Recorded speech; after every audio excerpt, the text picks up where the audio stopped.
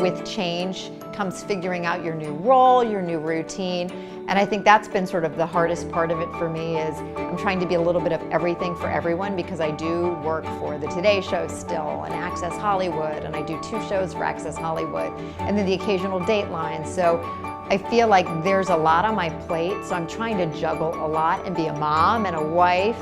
There are days that are going to be killer, and I've learned that, and so you just kind of try to space them out, and then there are other days where that's my day to go home and make dinner and sit down as a family, and I think it's just really important to have more days like that and less days that are killer. I think like all juggling parents, it's just figuring out, okay, I'm gonna need a lot of help on one day and asking for help and be willing to like get people to prop you up on days that you need it. I grew up as an Air Force brat, moving every couple of years, and I think if it's one thing that I've learned in my experience, it makes you stronger. It makes you better at making friends, at just being able to function in life. I think you have to shake it up a little bit every now and again.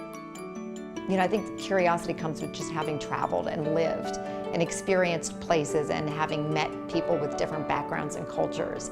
And I think that opened me up as a journalist to, when I meet people, I like to know their stories. I don't necessarily care about what they do for a living. I like to know how did they become that person? Who are they? And so it's always that discovery. I think that's what inspires me most, is hearing how people have found themselves.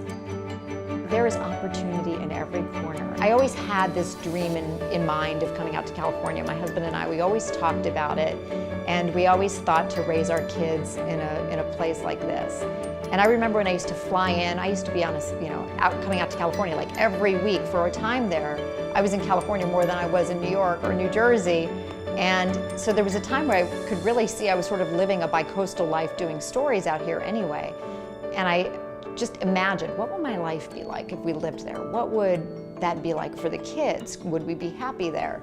So I just kind of put it out there in the cosmos. I think you kind of have to say, hey, I'm open to this, raise your hand, and if you guys think that there's an opportunity to do something like this, think about me, put me in that job. I took it to my bosses and they liked the idea, so here I am.